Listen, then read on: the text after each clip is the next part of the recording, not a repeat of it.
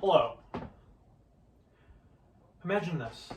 You walk into a restaurant and you are served a wonderful filet mignon, and the service is excellent, but it doesn't really make you pay it much attention. You have a Groupon and you paid half of what you would pay for the meal for the Groupon. So you pay with the Groupon and it takes a large chunk out of your bill, about $30. So you're left with paying about 20 bucks. You decide to tip on that $20, the average 20% gratuity, so $5. Your server thanks you and you go on with your day. But what you might not have noticed is that the server is probably frustrated. Today I'm going to talk about the importance of tipping and why service workers need this more than any other industry. We are reliant on service workers in all kinds of areas, and they often quit their jobs because of the fact that their income is not being supplemented by tips. I worked at a nursery for 2 months with no tips.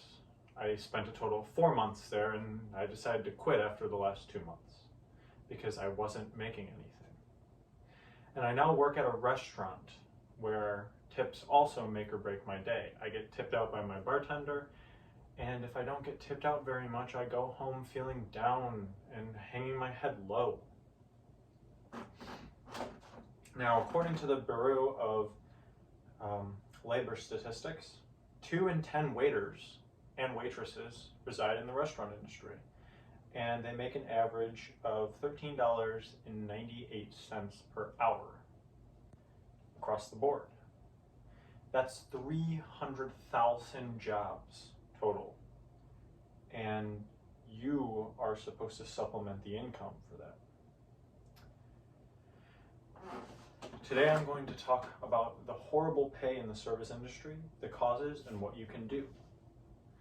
There's a thing called the tip credit, which Lisa Guerin from the NOLO publication talks about, which requires employers to only have to tip service workers $5.55 per hour so that they can rely on your donations. And in an August 2019 Times article by Elena Samuels and Malcolm Burnley, the law is said to be rarely enforced by these companies, with them sometimes not even compensating you for your full minimum wage. In an April 2002 New York Times article by Christina Morales, it chronicles the life of 66-year-old Anna Johnson, who is shocked when she has to tip 35% on cookies at the store.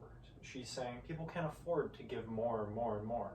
It's referred to as a tipping fatigue, and it references the pandemic, but this has always been an issue. When was the last time that you tipped a fast food service worker? I bet you never have.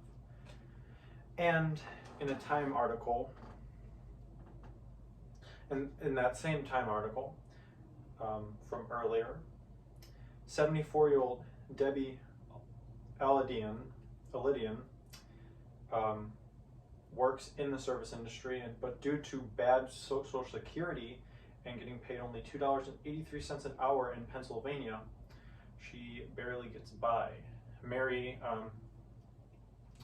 a lady that works with me, she's in her 80s, and she says that she cannot retire because she doesn't have the money to retire comfortably. And the waitress I work with also says that she feels like she's been trapped into this. Now that I've explained the problems, we're going to go on to explain the causes of this. In a February 2019 Consumer Report by Lorraine Glennon, it says that tips should supplement income, but that is not the case. And reliance on tips is unstable and unreliable. You have to bank on the weather being just right, people eating at the establishment, and them paying for a pricey item, which typically causes them to tip more. This, on top of meager wages set by the big fish in the pond, which is the payroll tax, lead to dysfunction and a job that is barely worth it. In fact, people who are tipped are twice as likely to be in poverty as those that are not tipped, according to the University of California at Berkeley and the Economic Policy Institute. Customers don't tip either. In a 2020 survey by Fast Company, 18% of respondents said they don't tip at all, which is like raising the middle finger to your server and walking out saying, "Thank you for serving me, but no thanks." It's a cause for many people to quit. Now that I've gone over the problem and the causes of the problem, I will now go on to a national solution. Heidi Shierholz, who was an economist under Obama, in the earlier Time article says that raising income for tip workers would help the middle class all the way across America, and that minimum wage, just paying minimum wage, would have an astounding impact if that's all it takes. And Glennon, from her consumer report from earlier, says that abolishing tips and putting in a fair wage may work. Danny Meyer, who is a restaurateur in New York, has done this, and he decided to raise menu prices to supplement, and his employees now get health insurance, paid vacation, sick leave, a 401k, which is typical in other industries, but not so much in the restaurant industry.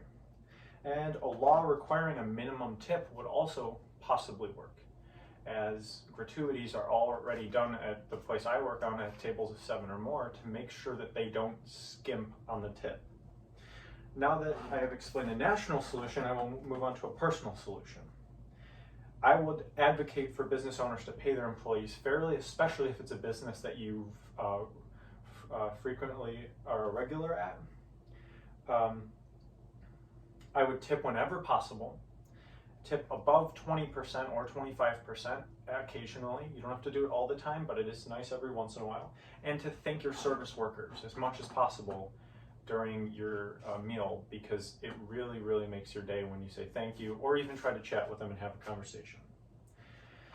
Today I covered the issues with social workers' wages. I explained why they're not paid fairly. I went over laws passed and explained how people can pitch in.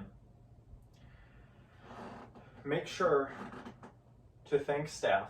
Give what you can, but don't feel obligated to give a huge amount just because I'm telling you this.